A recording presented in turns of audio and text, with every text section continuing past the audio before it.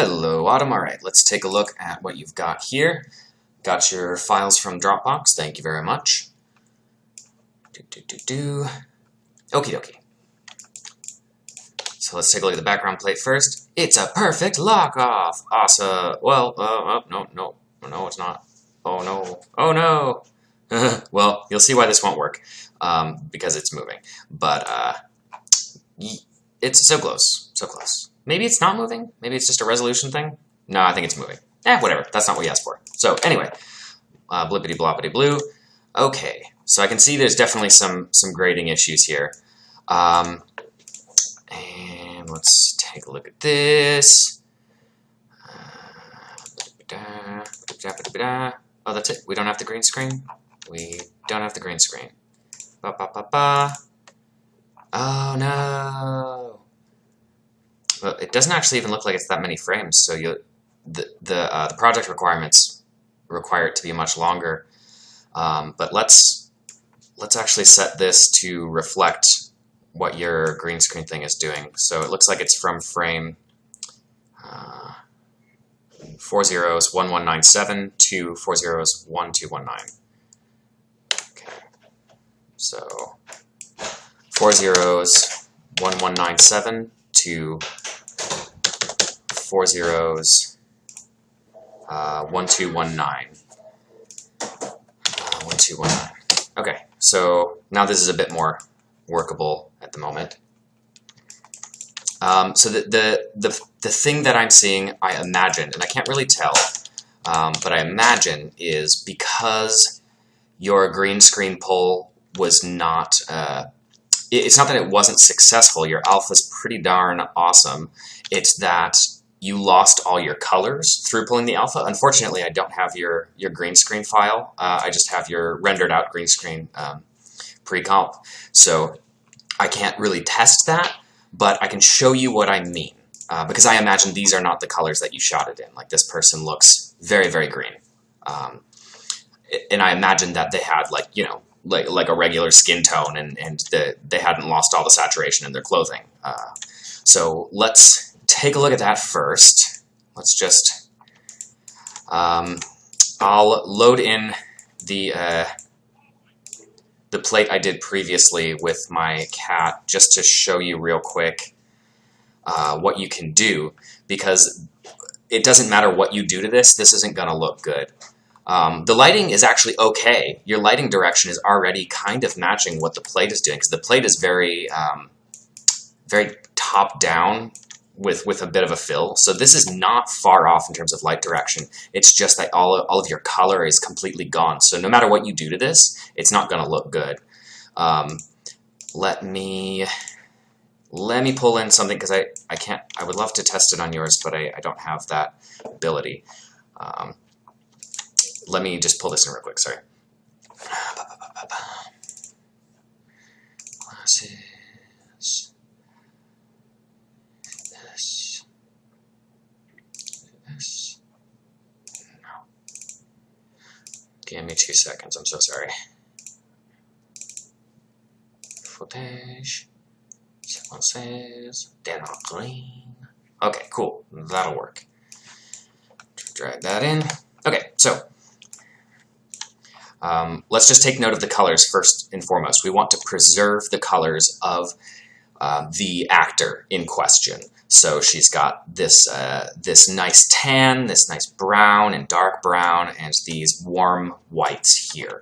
So when I key this, so I'll use the chroma key much like you did. In fact, you know what? I'll even use the same one. I'll just copy and paste yours with your settings to see what happened here. So connect the source to that. Take a look at that, and that. Well, it's not going to work one-to-one because they're very different. So you know, strike that. I'm just going to do my own here. So I'll select the color, bloppity blue, bleepity blee.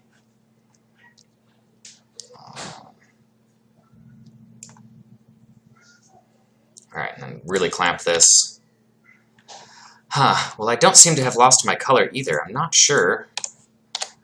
Man, I would love to take a look at your plate, because what I'm getting out of this, sometimes if you really mess with the spill suppression, you can lose a lot of your color, but I don't see that you've done that. Well, maybe you have. Let's mess with the suppression. Yeah, I'm still not really. Oh, okay. Here we are. Yeah. If I crank the suppression up here, I get something similar to what I think you're getting. In that, if I toggle this on and off, you'll see that I'm losing a lot of this this color information. It's becoming distorted.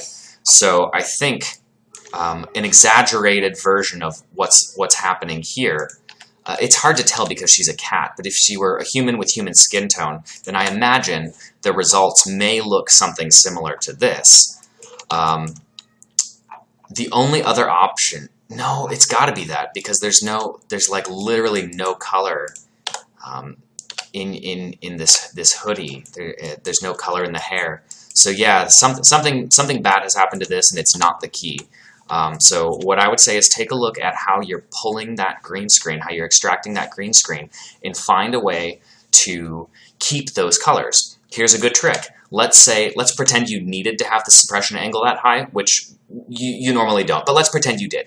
And we're in love with our alpha here. This is great. This is perfect. This is what we need.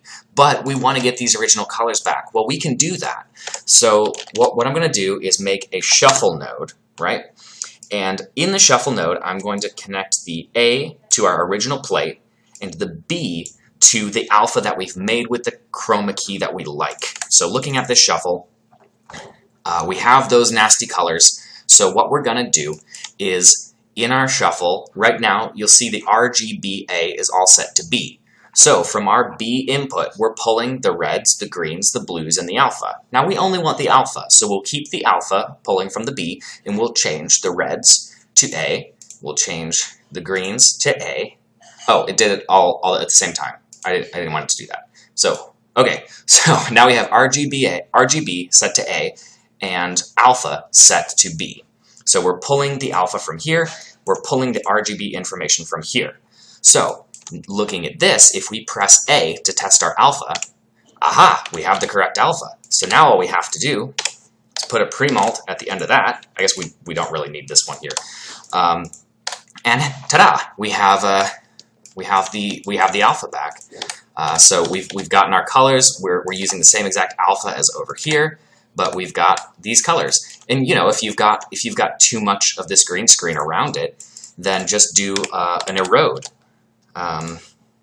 Yeah, just plop an erode in there. It's doing some nasty things here. So I'll probably like dial that way the heck down. And I went in the opposite direction, but you get the idea. It's just a very... Actually, I would put the erode somewhere else. We'll put the erode here. Oh God, what is this happening? Why? Now. Okay. So we'll put the erode connected to the B line. Yeah, that's a little better. Okay, but yeah, that's what I would do. It doesn't matter what you do here. It's not gonna really help out too much. Just because at this point you're polishing something that is already not working. Not really sure what this is doing. This is not actually doing anything. Yeah, I'm not really sure what Euroto's doing. Yeah, so hopefully that helped. Best of luck to you. If you want to shoot me your green screen unchroma plate, go for it. But try and do the thing that I showed you. You know, keeping the alpha from your successful pull here and the RGB information from your raw plate might help you a lot. So, yep.